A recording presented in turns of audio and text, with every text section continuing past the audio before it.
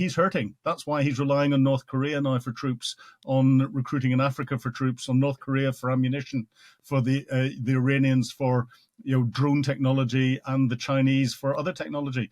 It will be costing him economically dear. I mean, predictably, the Kremlin is not impressed by this decision. I think one Russian senator's come out and said this is a precursor to World War III. I take it you would say that is just classic Russian hyperbole, and that actually, as you've just outlined, every time there has been an apparent escalation by the West, if you want to use that language, Russia doesn't respond. Well, exactly. And Vladimir Putin himself has said that the supply of these missiles and their use inside Russia would be seen as the West directly attacking Russia, and Russia would be at war with the West. We're going to see that disappear completely. There'll be lots more nuclear sabre rattling and other sabre rattling and everything else, and comments coming out from different places, but it'll fizz away as it always has done. Putin doesn't have the ability to take it any further. He's not going to go down the nuclear line, as we've seen reported in some newspapers where prime ministers were preparing for that, because if he does, he will lose the tacit support he relies on, in particular from China, but also from the likes of India, Pakistan, where he's exporting a lot of his crude oil to be refined into petrol, and then petrol and diesel, and then sold back to us again. Just looking at what difference these ATACMS will actually make operationally. I mean, in Kursk, we've seen Russia recapture about a third of the territory that Ukraine seized over the summer. Do you think this will potentially put an end to any Russian advances in Kursk? I mean, what kind of difference do you think they'll make? It'll make a big difference in that what it'll do is it'll push Russia's ability to concentrate its logistics, concentrate its troops, concentrate its equipments close to where it wants to then use them in a tactical battle, and it's going to have to push them back further. ATACMS, the ones that I think they're going to allow Ukraine to fire, has got a range of about 190 miles, 330 kilometers.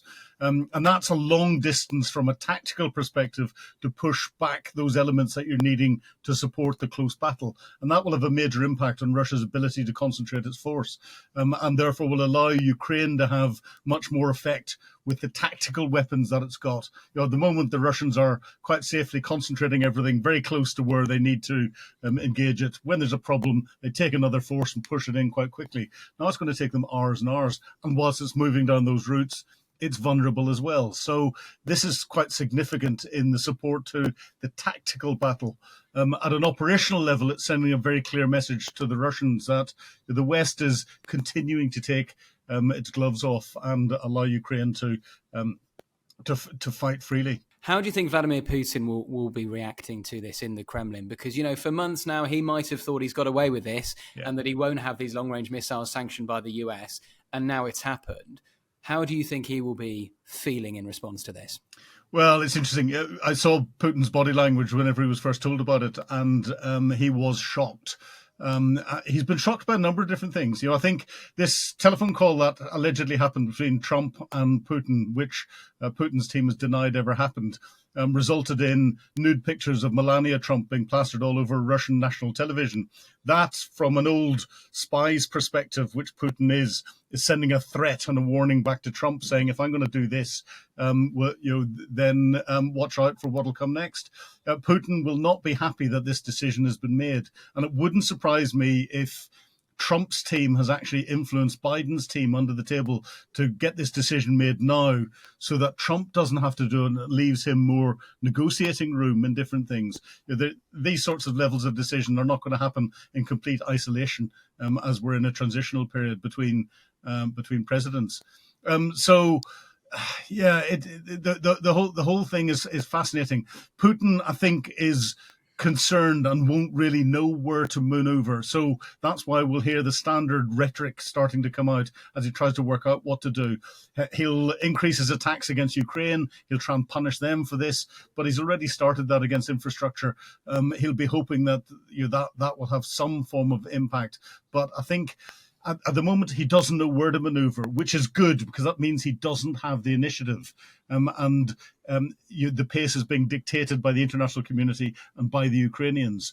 And he's hurting. That's why he's relying on North Korea now for troops, on recruiting in Africa for troops, on North Korea for ammunition, for the Iranians for drone technology, and the Chinese for other technology. It will be costing him economically dear. I mean, just on sort of the tactical battles, there's an interesting report that the Institute for the Study of War have just published in recent days, looking at how the Ukrainian defense of Pokrovsk actually shows that it's kind of forced Russia into changing its approach in eastern Ukraine. And for the best part of 8 months now, they've been throwing almost everything at Pokrovsk, including during the period where there was a lag in Western military aid. And yet they still haven't been able to capture it yet. And they're changing their approach, they're trying to envelop it and all of that kind of stuff. But does the fact that Ukraine has been able to hold on to Pokrovsk actually go to show that Ukraine is very much still in this on a tactical level in the east, despite all the challenges that you've described? Ukraine still is fighting very hard.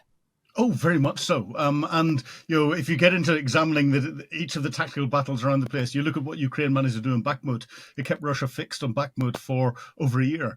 And use that as a meat grinder. Petrovsk is now the new Bakhmut. Now it shows that Russia has got the ability to analyze what it's doing and then change its tactics and approach it, and will happily do that in a way that is illogical to any normal military, because it doesn't care about casualty numbers, and that is a short-term view, because they will run out of experienced troops. And they'll run out of all troops at some stage. But Ukraine is continuing to defend and adapt its defense in a way that it is keeping the Russians fixed. They understand how the Russians work. They understand their mentality, and they're playing them quite nicely. And Ukraine is also using this time. I see it as trading space for time at the minute. There are numbers of Ukrainian troops out being trained around Europe at formation level. There's a report I read in the last few days of a complete Ukrainian brigade being trained in France for all arms combat at brigade level. That's over 2,000 troops with all of their equipment and all the rest of it that are not on the front line, that are being prepared for something else in the future. And that's only going to be one group of people that are being trained. So Ukraine has shown the whole way through this almost 1,000 days of conflict that it is very good at trading space for time and using that time to good effect to get prepared for what it wants to do next. But is it ever going to get to a point where, from a tactical perspective, it can push the Russians back and then push them out of the country? No. This is going to be a balance between what goes on at the tactical level, the operational level, which Ukraine is having major success at with its special operations, executive type operations, and its destruction of a third of the Black Sea Fleet, and even more being damaged, it damaging Russia's defense industrial base and logistic bases and oil refining and everything else. And then at the strategic level, the politics. And only when Trump gets in and starts to set his position because of US's global position in politics will that be able to sort of sort itself out. But I can see Zelensky beginning to maneuver at the moment and get himself positioned in exactly the right position to be able to exploit whatever line that takes. And just finally, I suppose the other thing to reiterate, which we've spoken about a lot over recent years, which is the Russian casualty rate, which is so high that it is putting a pressure on Putin. And that, if Trump is trying to force him into a kind of negotiation and forcing him to try and swallow things that he may not want to swallow, he may be pushed into that, because the other alternative, which is to keep fighting and potentially have to look at a fresh wave of mobilization, is also very unattractive to Vladimir Putin.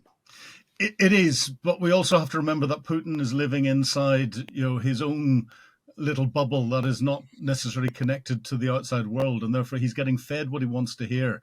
And those that feed him stuff that he doesn't want to hear tend to take up window cleaning jobs and fall out the ninth floor window, or decide that next weekend's the weekend that they're going to have a heart attack. And that creates a very difficult position to try and get the truth in, to get someone into a position where they feel as if they need to negotiate.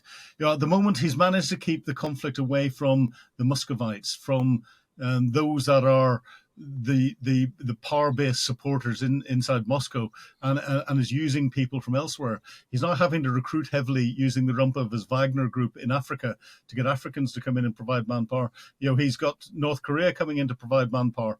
And there's reports in the papers only today that North Korea may be looking at providing up to 100,000 troops. That is a real testament to just how bad a position Putin is in.